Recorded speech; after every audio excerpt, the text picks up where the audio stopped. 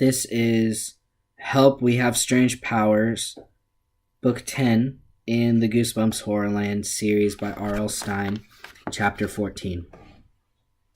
At first, he looked like a kid. He was short and thin with pale blonde spiky hair. He wore a dark t-shirt and straight-legged jeans. He had a kid's body, but his face was ancient. I mean, it was a terrifying old man's face. The skin was tight against his forehead and cheekbones, thin as paper and so taut you could see the skull underneath. He didn't appear to have lips. His mouth hung open in a skeletal grin of jagged, cracked teeth. His eyes were dark and sunk deep into their sagging sockets. He slowly raised a bony, pale hand and waved it at us. Jackson and I stepped back. "Who are you?" I managed to cry. "What are you doing here?" When he finally spoke, his voice came out hoarse and raspy, like a wind blowing through dead leaves. "Are you enjoying your new powers?" "Powers?" I stammered. "What powers?" "We were just goofing around," Jackson said. "We don't have any powers." "My name is Finny," the little guy croaked. "You shouldn't lie to Finny." We're not lying," Jackson said. I tried to read the guy's mind, but couldn't pick up anything. Was he a kid? Was he an old man? Was he some kind of weird monster? "The Institute sent me," Finny rasped. Jackson and I stared at him. "The Institute?" He reached into his jeans pocket with a bony hand. "They picked up your vibrations at the Institute, so they sent me to get you." I turned my eyes to the gate. It wasn't that far away. Jackson and I could probably run right past this weird guy. He seemed to move so slowly. I glanced at Jackson. I read his mind. He was thinking the same thing. Make a run for it. "We don't know anything about vibrations," Jackson said. His voice cracked. I knew he was as scared as I was. He started to edge toward the gate. "We have to go now," I said. "I think you've made a mistake." "The Institute doesn't make mistakes," Finny whispered. Something crackled deep in his throat. His eyes sank back into their sockets till I could only see black holes in his face. "Are you enjoying your new powers?" he repeated. "We really have to go," I said. My legs were trembling, but I started to move sideways, inching my way to the gate. Finny pulled something from his jeans pocket. He held it up to the moonlight, a large jewel. It gleamed red in the pale light. "You have to see the inspector," he croaked. He raised the jewel higher, and it glowed more brightly, sending rays of red light over the dark tennis court. "You'll like the inspector. He's very nice." No," I said. "Jackson and I have to go home now." But I suddenly realized I couldn't move. The red light pulsed from the jewel in Finny's hand. The light wrapped around Jackson and me like wisps of fog, red clouds folding us inside them. "You'll like the inspector," Finny repeated, but his voice was even fainter now and very far away. I couldn't move. I couldn't see. Only the billowing red light flowing around me, over me, through me. And then suddenly the light vanished. Everything went dark. I shut my eyes tight, and when I opened them, Jackson and I were no longer on the tennis court. We were standing in a small room. The room was crammed with lab tables, computer monitors, all kind of scientific equipment. We were facing a wide wooden door, and in big black letters, the sign above the door read, "The Institute."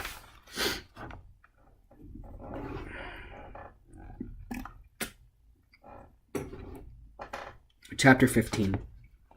A wave of cold panic swept over me. I turned to my brother. He stared open-mouthed at the sign. "What are we doing here?" he whispered. How did we get here?" I don't remember," I replied. "Jackson, I don't like this. The door swung open. A smiling man in a long white lab coat stepped into the room.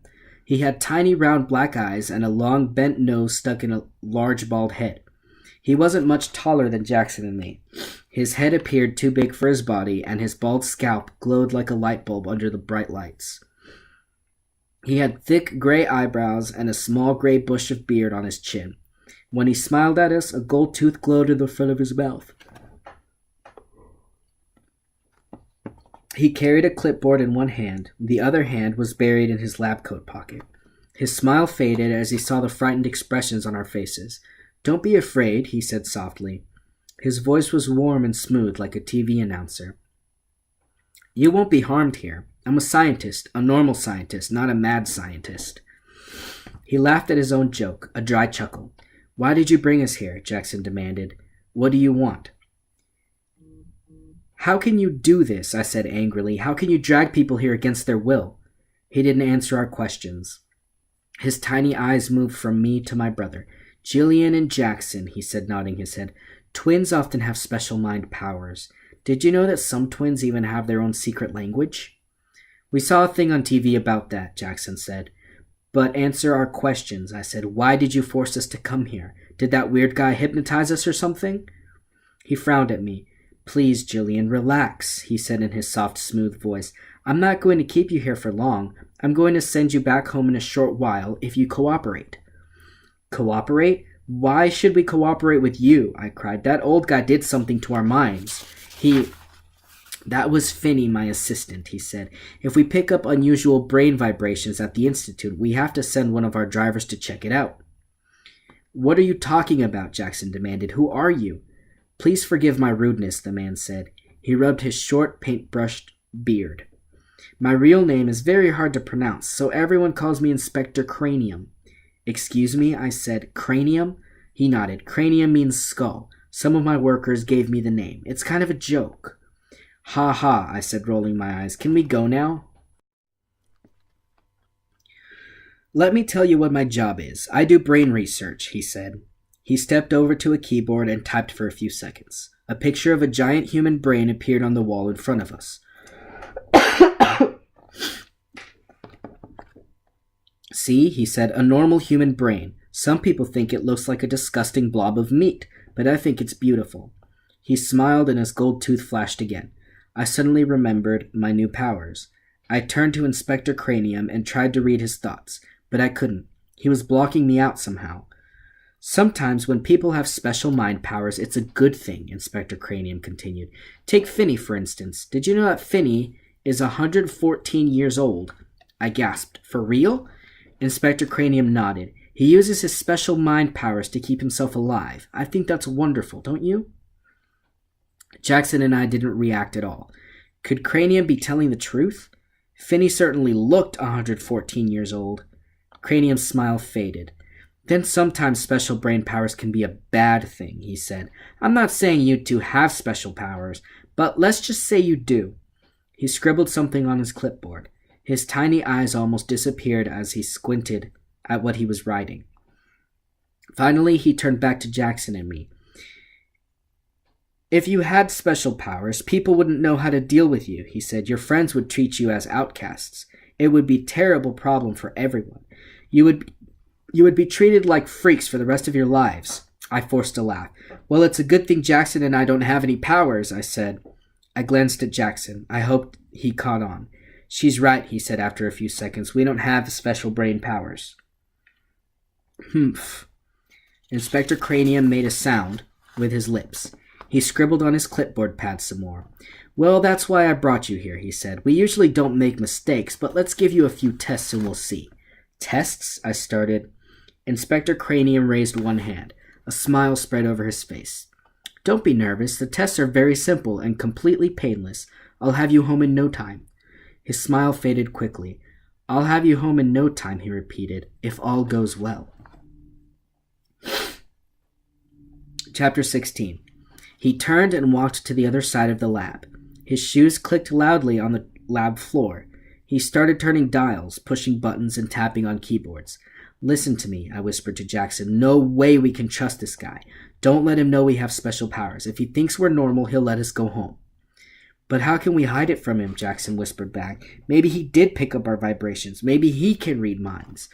Just concentrate on one thing, I said, the whole time. Just think about Nina and Artie and how much you hate them. Jackson nodded. That's good, he whispered. I'll just think their names over and over. Me too, I said. Inspector Cranium came clicking back to us. He carried a set of headphones in each hand. Put these on, he said. They're wireless. I took the headphones from him. I held them in front of me, studying them. Go ahead, Inspector Cranium urged. Don't worry. You'll be fine. It's easy. Put them on. I shoved them back at him. Sorry, I don't want to, I said. His tiny eyes burned into mine. Put them on, he said softly. He kept his eyes trained on me. He didn't blink, didn't move. I felt a tingling inside my head, a prickly feeling under my forehead. I tried to scratch it away, but the tingling became a dull ache. And then my temples started to throb with a blinding pain. Put them on, he repeated, and the pain will go away. I took a deep breath and pulled the headphones down over my ears. I didn't hear anything. I started to think the Lerner twins' names over and over. Nina, Artie, Nina, Artie. I glanced at Jackson. He had the headphones in place. I read his mind. Nina, Artie, Nina, Artie. I heard a low hum. The hum grew louder, then disappeared. Silence again. Nina, Artie. I looked up. Inspector Cranium was back against the far wall. He was tapping a keyboard and gazing at numbers on a large computer monitor. Nina, Artie. Across the lab, Inspector Cranium turned some dials. I heard a soft pulsing sound in my ears, a steady pulse. Beep, beep, beep. The pulsing sound grew louder, longer, until it rose and fell like a deafening ambulance siren inside my head. I opened my mouth in a shrill scream of pain, but I couldn't hear my own scream over the wail of the siren. My head throbbed and vibrated. The sound shook my whole body. Frantically, I grabbed the headphones with both hands. I tugged hard. The headphones were clamped tight on my ears. I struggled to slide them off. I pulled with all my strength, but they were stuck tight and the siren grew even louder. Help me! Help! It hurts so bad. I can't stand it.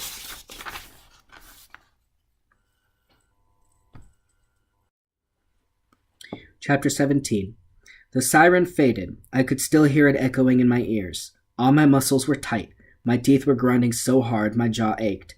You're almost finished, Cranium's voice rose in the headphones. I'm reading your brain impulses now. I took several deep, shuddering breaths. I shut my eyes and tried to concentrate. I started to repeat the learner's names again. Nina, Artie, Nina. I heard a steady pulsing sound again, just a soft beep. Nina, Artie. Then silence. A deep silence. I shut my eyes and tried to relax. A few seconds later, Inspector Cranium stood in front of us. He removed my headphones, then Jackson's. His lips were pursed tightly. He didn't look happy. Very surprising, he muttered. He studied us with his tiny bird eyes. He rubbed his beard. Very surprising. Can we go now? I asked timidly. One more simple test, he said. He pushed a button on the wall. Finny came silently into the room, a living skeleton with a kid's body. His tight skin was pale white under the bright lab lights, and his eyes looked even more sunken. Jillian, Inspector Cranium said, tell me what Finny is thinking. Go ahead, concentrate. Listen to his thoughts. Tell me. I could read Finny's thoughts easily. I didn't need to concentrate. Finny was thinking about a slice of apple pie with vanilla ice cream. What's he thinking about, Jillian? Inspector Cranium demanded. Tell me. Read his mind, Jillian. Tell me what he is thinking about. Tell me. Tell me. Tell me. I shut my eyes and scrunched up my face. I pretended to be thinking hard. Is he thinking about a new car? I said finally. Inspector Cranium let out a long sigh. He rubbed his eyelids with his fingers. Then he handed the headphones to Finny and told him he could wait outside. Finny hurried away. He was so light, his shoes didn't make a sound against the hard floor. The Institute usually doesn't make mistakes, Inspector Cranium said. He was staring hard at Jackson and me. We can usually pick up the vibrations. We always find the special brains. My heart started to pound. What was he going to do next? More tests? Cranium let out another sigh. Finny will take you home in the truck, he said. He reached into his pocket and pulled out 2 small white cards. He handed one to each of us. My business card, he said, in case you ever need me. I tucked the card into my jeans. Why would I ever need him? I thought. I don't ever want to see him or this institute again. Finny led us to a small panel truck parked in the front. The truck had no writing on the sides. It was solid brown. It had a very small satellite dish on the roof. Jackson and I squeezed into the front beside Finny. I was a little tense. I mean, can a 114-year-old drive? I shut my eyes most of the way, but he drove very slowly and carefully, with both bony hands on top of the wheel. About 20 minutes later, we were in front of our house. Finny turned to us, his face like a living skull. His eyes disappeared in darkness. The Institute doesn't make mistakes, he rasped. I grabbed the door handle. The door was locked. Are you going to let us out? Cranium said we could go home, I told him. Unlock the door, Jackson said. Air whistled in and out of Finny's throat. The Institute will be watching. Watching? Jackson said. You mean you're going to spy on us? The Institute can send out its own vibrations, Finny whispered. Then he clicked the door lock. Jackson and I leaped out of the truck. We didn't look back. We ran inside. Mom! Dad! I shouted. Not home, still at their dinner party. Jackson grabbed a can of Coke from the fridge and downed it in one gulp. I'm totally creeped out, he said. Good old Nina and Artie, I said. They helped us fool a brain scientist. Jackson and I slapped high fives. Follow me, I said. We hurried up the stairs to my bedroom. I dropped down in my desk chair in front of my laptop. Let's check out the Institute, I said. Let's see what we can find out. I did a search for the Institute. Nothing came up. Next, I did a search for Brain Institute. Still nothing. Google Inspector Cranium, Jackson said. I did it. Nothing. Nothing at all about Inspector Cranium. That's totally weird, I muttered. Hey, Jillian, check this out, Jackson cried. I spun around. He had the business card in his hand, the card that Inspector Cranium had handed us. I don't believe it, Jackson cried. I totally don't believe it. He held the card in front of my face. It read, You didn't fool me. Chapter 18. Jackson and I decided that this was all too scary. We had to tell Mom and Dad. We knew it wouldn't be easy, but we had to make them believe us about our powers and about Inspector Cranium.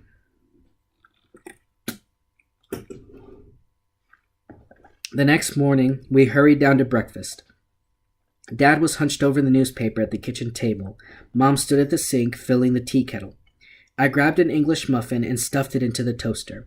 Jackson poured himself a glass of orange juice. I took a deep breath. We have something to tell you, I said. You mean like good morning? Mom said. Yeah, good morning, I said. Jackson and I, well, it's a long story, and I know you won't believe us, but it's totally true. It's kind of scary, Jackson said. That got their attention. Dad raised his eyes from the laptop. Mom set the kettle on the stove and turned to us. Scary? Like, how scary? Are you in trouble at school? Dad said. No, nothing like that, I said. This is different. This is kind of unbelievable. Did something happen last night when we were out? We'll tell you about it, Jackson said, but you have to promise one thing. No promises, Dad said sharply. No promise till you tell us what it is. Okay, fine, I said. It's just that, well, just spill it, Mom said. She walked up behind Dad and put her hands on his shoulders. What's with all the hemming and hawing? Mom said. Just tell us what you have to say, Jillian. You know your father and I will always understand. Right, I said. Well, okay, here goes. Well, Jackson and I stared at Mom and Dad. My breath caught in my throat. I opened my mouth to try again, but my mind was completely blank. I couldn't remember what I wanted to tell them. I tried to think. I shut my eyes and concentrated. How could this happen? Mom and Dad both turned to my brother. Jackson? Jackson nodded. I could see he was thinking hard. He set down the orange juice glass. He cleared his throat. Dad jumped up from the table. Will you two stop acting so stupid and tell us what your problem is? Jackson and I exchanged horrified glances. My brain, it was empty, empty, empty. I suddenly felt sick. My stomach heaved. I pressed my hand over my mouth. I started to shake with panic. What was wrong with me? What was wrong with my brain? Sorry, I stammered. I don't remember what it was.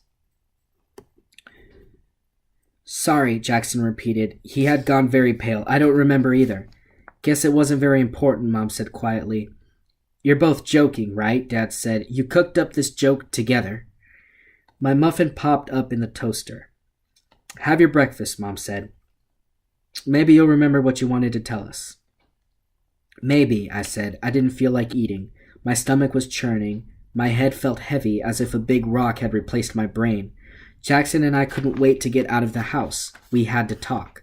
We had to figure out why we couldn't remember. And as soon as Jackson and I headed out the door, our memories returned. I gasped as it all came back to me. I started to laugh. I was so happy I hadn't lost my mind. Jackson and I both realized what had happened to us. Cranium, the Institute. Finny said they could send out their own vibrations. That's what they did. They'd messed with our brains. They'd kept us from telling our story to our parents. They really were spying on us. He controlled our minds, I said. He kept us from remembering. I couldn't even speak. I just have one question, Jackson said. If he has that kind of power, what else does he plan to do to us? Chapter 19. The next Saturday afternoon, Jackson and I walked to the Lerner's house for their birthday party. It was a it was a cloudy gray day. Gusty winds sent leaves dancing down the street. I carried the birthday presents Mom had bought for them. A new Wii game for Artie. A gift card for a clothing shop at the mall for Nina. As we walked up the driveway, I could hear voices and music from inside the house. Before we knocked on the front door, we leaned over the stoop and peeked in the front window.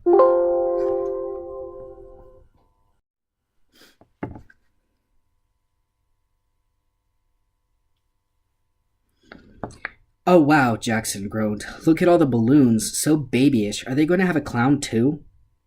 I saw big photo blow-ups of Nina and Artie hanging on the living room wall, and a hand-lettered sign above it read, Terrible 2. Yuck. Come on, I said to my brother, let's get this over with. But he had his eyes half shut. He was concentrating on something through the window. I grabbed his arm. Jackson, what are you doing? He giggled. Shh, I'm going to bust all the balloons at once. No, you're not, I said. I tugged him away from the window. We're going to be nice to them, remember? We decided? He rolled his eyes. Nice to them? Why? Because it's their birthday, I said. Come on, give them a break. I knocked on the door. Nina swung it open.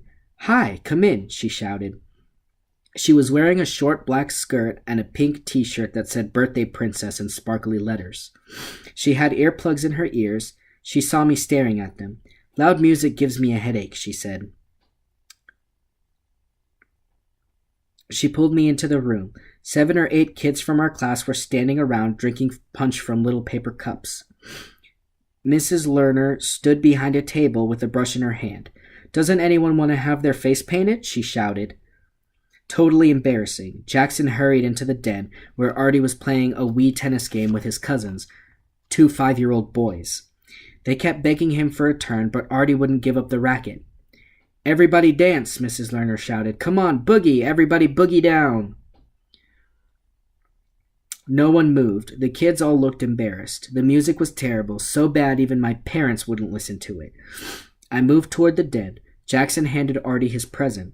Artie ripped the paper off and stared at the game. I already have it, he said. He handed it back to Jackson. Can you exchange it for something else? I could see my brother grit his teeth. Nina grabbed my arm. She was holding a paper cup of red punch. Jillian, I love that white sweater, she gushed. Is it new? Yes, I said. She leaned forward and red punch spilled down the front of my sweater. Oh, I'm so clumsy, Nina cried. Mom, paper towels, paper towels. Was that spill on purpose or was it an accident? I read Nina's mind. It was an accident. She was just a total klutz. Mrs. Lerner studied the stain on my sweater. We need to pour club soda on that, she said. Jillian, take it off. I can't take it off, I cried. I don't have anything on under it. Nina pulled me up to her room. She took the stained sweater and gave me one of her t-shirts to wear. It was pink and said Diva Princess on the front of sparkly letters. Now we're twins, she gushed. I groaned. I don't think she heard me. She still had the earplugs in. She pulled me back down to the party. It was karaoke time. I admit it. I usually like karaoke. It's fun to get up there and sing like a rock star. But this was as dreary as the rest of the party. The boys didn't join in. They kept making up gross, disgusting words to the songs. And Nina wouldn't sing. She said she had a bad sore throat. Artie didn't sing either. He kept whining that the little kids were hogging his Wii game. So you get the picture. This was not the world's best birthday party. About 200 hours later, Jackson came up to me with a grin on his face. Watch this, he whispered. Watch what? I asked. I'm going to make the birthday cake float out the window, to help liven up this party. He turned and stared at the cake. No way, I said. I grabbed him and turned him around. Remember our promise? Be nice, and we don't want the whole world to know our secret. Jackson growled. He wandered into the other room to watch the little kids play Wii tennis. Kids started to leave the party as soon as they had their cake. I breathed a long sigh. We survived it, I whispered to Jackson. We started for the door, but Nina blocked the way. Don't go yet, she said. Stay till everyone's gone. Artie and I want to tell you something. Tell us something? She pressed her finger to her lips like it was a big secret. Jackson and I were trapped. It took a long time for parents to show up to get their kids. Finally, everyone was gone but Jackson and me. What a lovely party, Mrs. Lerner said. I'll be back in a little bit, kids. I have to go pick up your dad at the airport. Too bad he missed all the fun. A few seconds later, I heard her car pull away. We were alone with Nina and Artie.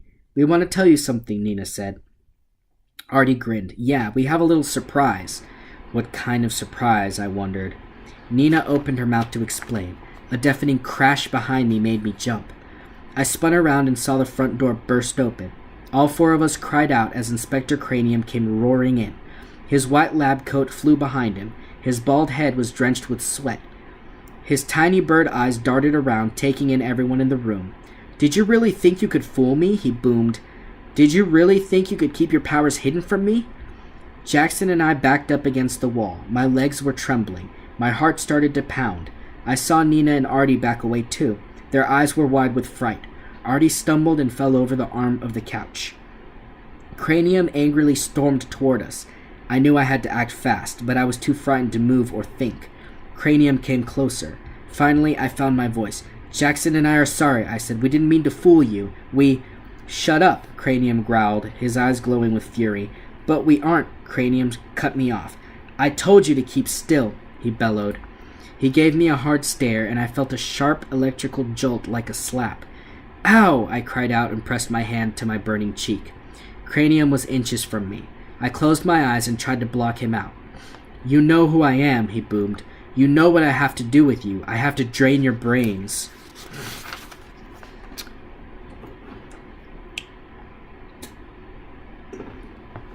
Chapter 20. I waited for the awful shock and the pulsing pain that would rack my brain.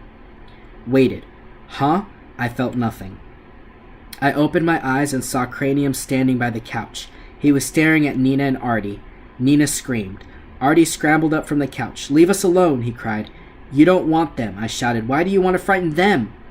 They don't know anything, Jackson said. They don't know that Jillian and I have powers. Cranium sneered. Who cares about your puny powers? He turned back to the Lerner twins. You've hidden for too long, he said.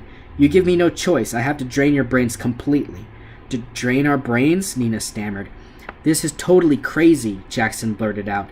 Nina and Artie don't know what you're talking about. Come on, we're out of here. He grabbed Nina's arm to lead her to the door, but Cranium moved quickly to block the way. He narrowed his eyes at Jackson. Jackson uttered a cry. His hands flew up as he felt a powerful electrical jolt. He didn't take another step.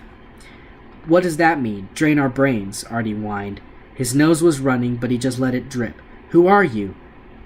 Why do you want to hurt us? It's our birthday. It won't help to play innocent, Cranium replied. I received your vibrations. I know the truth about you two. My mind spun. Was this possible? Did Cranium think Artie and Nina have powers? I have no choice, Cranium said. As an inspector with the Thought Police, I have to do this for the good of the world. I stared hard at him. You drain people's brains for the good of the world? He nodded. We can't allow normal people to have powers. Normal people are too weak, too foolish. I crossed my arms in front of me. Huh? Is that supposed to make sense? Only the Thought Police can have that power, Inspector Cranium bellowed. We keep order.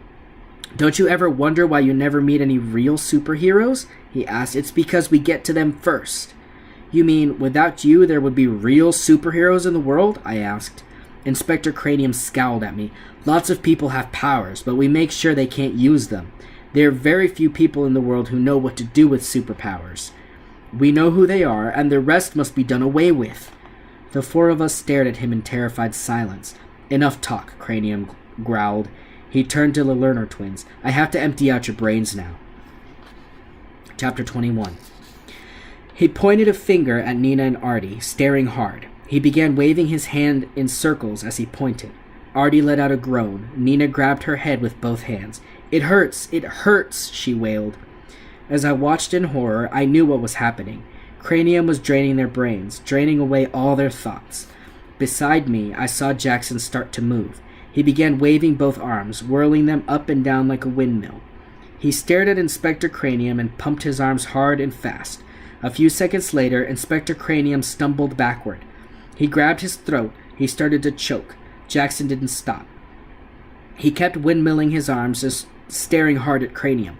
Cranium made horrible gagging sounds. He gripped his throat, struggling to breathe. His face turned bright red. Nina and Artie stood frozen beside the couch. They were both shaking and pale. "Run," Jackson shouted. "Hurry, move! I can't hold him for long." Before we could take a step, Cranium exploded in an animal roar. Jackson uttered a weak moan and fell over backward. He landed with a thud on his back on the carpet, stunned, gasping for breath. Rubbing his throat, Cranium let a smile cross his face. "I beat you, kid," he rasped. "Nice try." He stepped over Jackson. "Your brother's pretty good," he said to me, "but not good enough. Where was I? Oh, yes, I was dealing with your poor innocent friends." "No, please, leave them alone." I stepped back out of his path and bumped into Nina. "No problem," Nina whispered. She patted me on the shoulder. Then she turned to face Inspector Cranium. Cranium's tiny eyes bulged. "Are you going to challenge me now, little mouse?" He laughed. "How about a flying lesson?" Nina cried. She raised both hands above her head. Cranium let out a shocked gasp and floated off the floor. He kicked his legs and thrashed his arms wildly, but he was helpless. Nina waved her arms, and he bobbed up to the ceiling like a big helium balloon, and stayed there, his back pressed up against the ceiling. Nina helped Jackson to his feet, then she turned to me. "That was a close one," she said. Artie hurried out from behind the couch. He uttered a relieved laugh. "Look at the dude up there, Air Cranium." "Let me down," Inspector Cranium cried, his voice hoarse. "Let me down. You can't do this to the Thought Police." I squinted at Nina. "So you do have powers?" She nodded. "I was born with them. I have the same powers as Jackson, only a lot more powerful." She smiled. "Artie and I were only pretending to be frozen that day you came over." "That's what we wanted to tell you," Artie said. "Nina and I were born with special powers, but we learned to hide them. We know about the Thought Police. We tried to keep our powers a secret from them."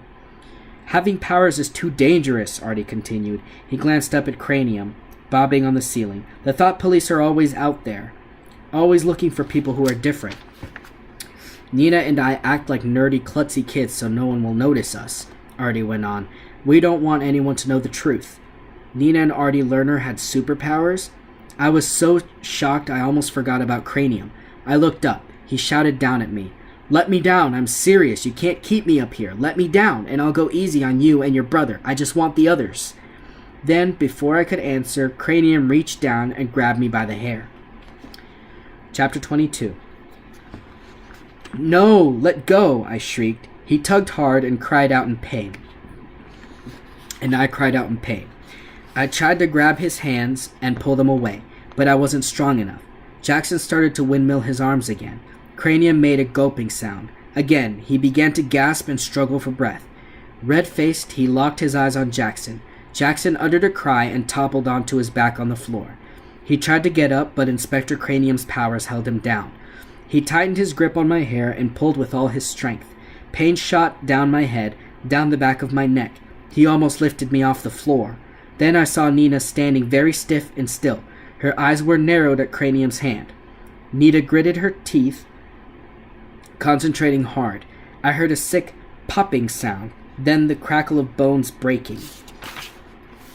Cranium opened his mouth in a shriek of pain. I felt his fingers fall away from my hair. I ducked hard and dropped to my knees. Cranium was screaming and holding his hand in front of him. The hand looked as if it had exploded. His fingers were bent and broken and twisted in all angles. "Too bad. Did you hurt your hand?" Nina shouted. My head still throbbed. I brushed down my hair and scrambled across the room to Nina. "Thank you," I said breathlessly. "Let me down, now," Cranium insisted. "You can't do this to the Thought Police. You'll never get away with it." He waved his broken hand. "Enough," Nina murmured. She turned to her brother. "We have to lose this guy. Are you thinking what I'm thinking?" Artie nodded in agreement. "Yes. Stand back, everyone." "Finny knows that I'm here," Inspector Cranium shouted from the ceiling. "He'll bring other officers. You won't get away from the Thought Police. I promised you. Your brains will all be drained." Artie turned to Jackson and me. "Stand out of the way. I'm going to use my powers now." He waved us back. "My powers are a little different from yours," he said. "Like how?" I asked. "Well, I can move time." Jackson and I both gasped. "You mean—" "Let me down," Inspector Cranium boomed. "Let me down now, and I promise I'll drain your brains quickly and painlessly." I realized Jackson was concentrating on something across the room. I followed his gaze. He stared out at what was left of the birthday cake, just a big blob of chocolate on the cake plate. The three of us watched as the hunk of cake floated off the plate, flew across the room, shot up fast, and smashed into Inspector Cranium's angry face. He sputtered and cursed, rubbing chocolate from his eyes. Nina, Jackson, and I laughed, but Artie didn't join us. "Stand back," he said. "Let's see what I can do to solve the Cranium problem."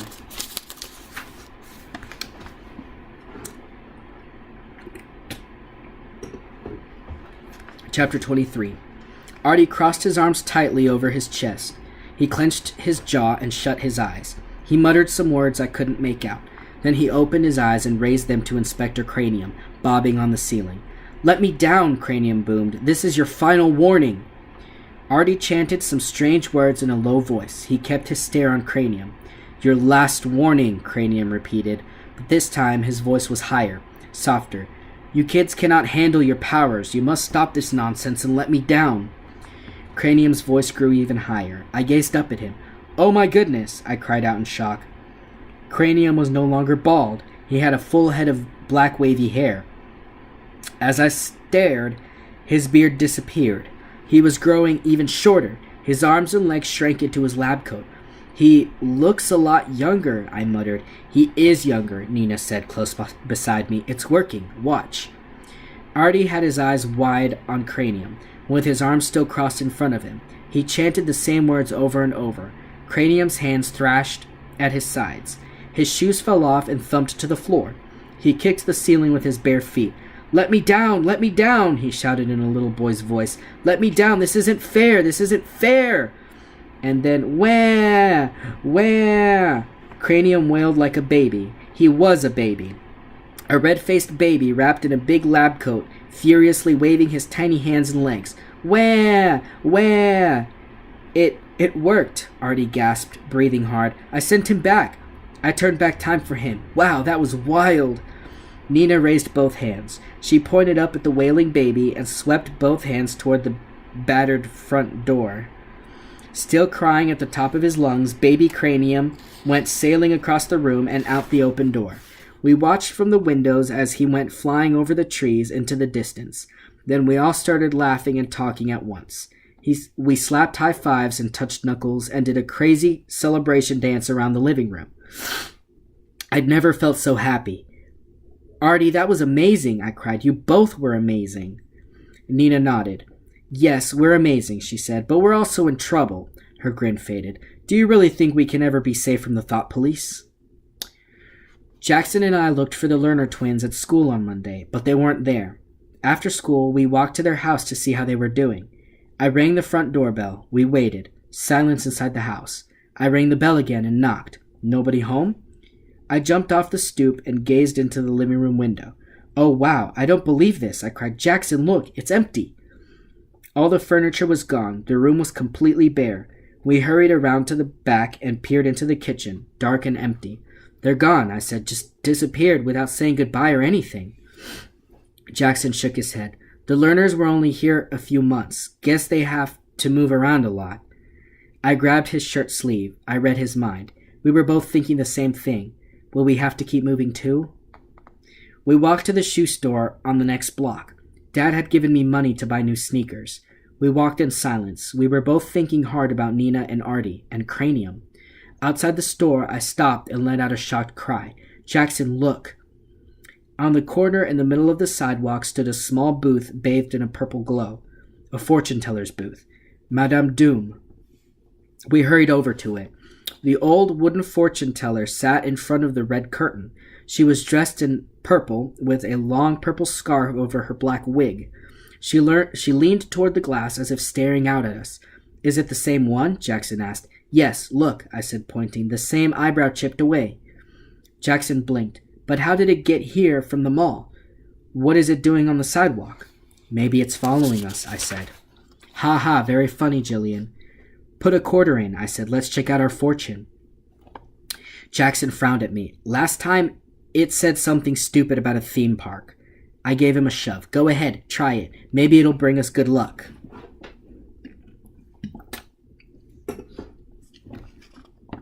Jackson rolled his eyes. "Yeah, for sure."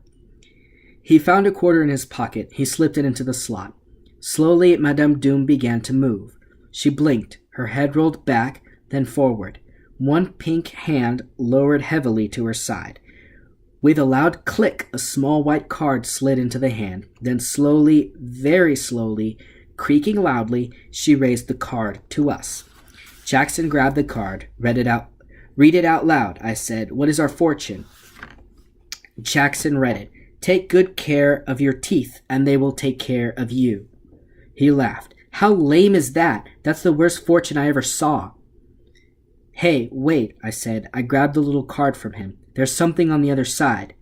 I turned it over, and we both read the tiny black type together. Welcome to Horrorland. The end.